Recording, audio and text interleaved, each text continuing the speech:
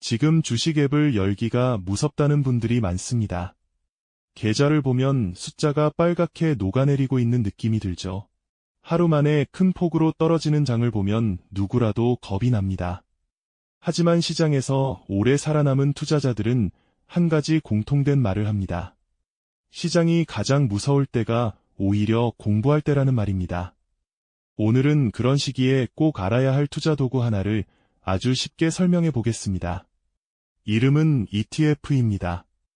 어려운 금융상품 같지만 사실은 초등학생도 이해할 수 있는 아주 단순한 개념입니다.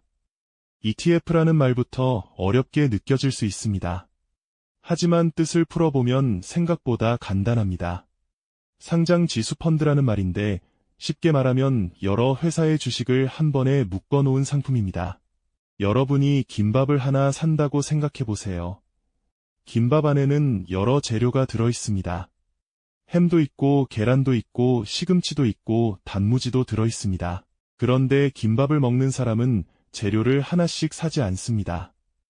그냥 김밥 한 줄만 사면 여러 재료를 한 번에 먹을 수 있습니다. ETF가 바로 이런 개념입니다. 주식 투자도 똑같습니다. 삼성전자 하나만 사는 것은 햄만 먹는 것과 비슷합니다. 애플만 사는 것은 계란만 먹는 것과 같습니다. 그런데 ETF를 사면 여러 회사의 주식을 한 번에 담은 김밥을 사는 것과 같습니다. 그래서 한 회사가 조금 흔들려도 다른 회사가 버텨줄 수 있습니다. 이것을 분산 투자라고 합니다. 어려운 말처럼 들리지만 사실은 아주 간단한 원리입니다. 여러 개를 나눠 담으면 위험이 줄어든다는 뜻입니다. ETF가 좋은 이유는 또 있습니다. 바로 돈이 많이 필요하지 않다는 점입니다. 예를 들어 미국의 큰 기업 500개에 투자하는 S&P 500이라는 지수가 있습니다. 이 기업들을 하나씩 다 사려면 엄청난 돈이 필요합니다. 하지만 ETF는 이 기업들을 한 번에 묶어 놓았기 때문에 몇만 원만 있어도 같은 효과를 낼 수 있습니다. 그래서 많은 사람들이 ETF를 투자 입문용 상품이라고 부릅니다. 또 하나 중요한 특징이 있습니다. ETF는 주식처럼 바로 사고 팔 수 있습니다. 예전에는 펀드라는 상품이 많았습니다. 하지만 펀드는 사고 나면 며칠 동안 기다려야 팔 수 있는 경우도 많았습니다. 또 내가 투자한 돈이 어디에 들어가 있는지 바로 확인하기도 어려웠습니다. 반면 ETF는 스마트폰으로 바로 확인할 수 있습니다. 지금 어떤 회사들이 들어있는지 바로 볼 수 있고 필요하면 바로 팔 수도 있습니다. 수수료도 차이가 큽니다. 펀드는 보통 매년 꽤 높은 수수료가 붙습니다. 하지만 ETF는 대부분 수수료가 아주 낮습니다. 숫자로 보면 별 차이 없어 보일 수 있습니다. 하지만 시간이 길어지면 이야기가 달라집니다. 예를 들어 20년 동안 투자한다고 생각해 보세요. 수수료가 조금만 높아도 나중에는 수천만 원 차이가 날 수 있습니다. 그래서 장기 투자자일수록 ETF를 선호하는 경우가 많습니다. 그렇다면 ETF는 아무거나 사도 괜찮을까요? 그렇지는 않습니다. 몇 가지 간단한 기준은 꼭 알아두는 것이 좋습니다. 첫 번째는 규모입니다.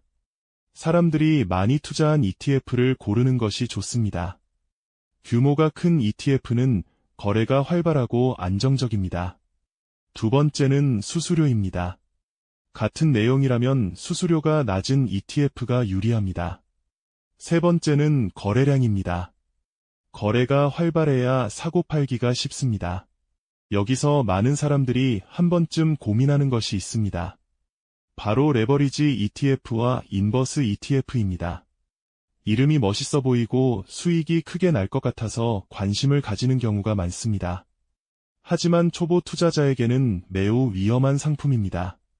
레버리지는 시장이 오르면 수익이 2배로 늘어날 수 있지만 반대로 떨어질 때도 손실이 2배로 커집니다. 인버스는 시장이 떨어질 때 돈을 버는 구조입니다.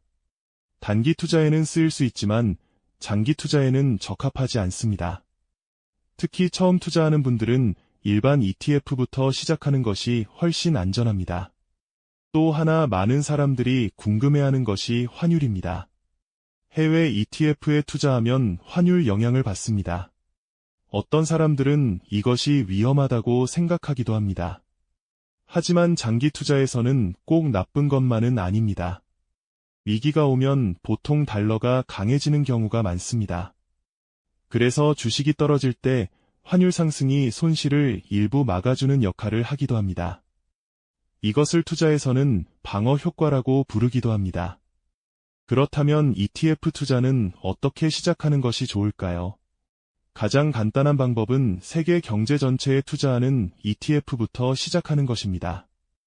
예를 들어 미국 대표 기업에 투자하는 ETF나 세계 주식에 분산 투자하는 ETF가 있습니다. 이런 상품은 특정 회사 하나에 의존하지 않기 때문에 장기 투자에 적합합니다. 투자 금액도 크게 시작할 필요가 없습니다. 10,000원이나 몇만 원 정도로 시작해도 충분합니다.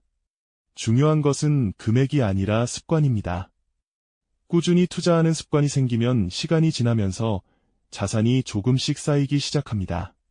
많은 사람들이 투자에서 실패하는 이유는 돈이 부족해서가 아니라 꾸준히 하지 못하기 때문입니다. 또 한 가지 기억하면 좋은 것이 있습니다. 투자는 단거리 달리기가 아니라 마라톤이라는 점입니다. 하루가 오르고 내리는 것에 너무 흔들릴 필요는 없습니다. 역사적으로 보면 경제는 항상 위기를 겪었지만 결국 다시 성장했습니다. 그래서 장기 투자에서는 시장 전체에 투자하는 ETF가 강력한 도구가 될 수 있습니다. 오늘 이야기의 핵심은 아주 간단합니다. ETF는 여러 회사 주식을 한 번에 담은 투자 김밥입니다. 적은 돈으로도 시작할 수 있고 위험을 나눌 수 있으며 장기 투자에 유리합니다. 처음 투자하는 사람에게 가장 이해하기 쉬운 투자 방법 중 하나입니다. 지금 시장이 무섭게 느껴질 수도 있습니다.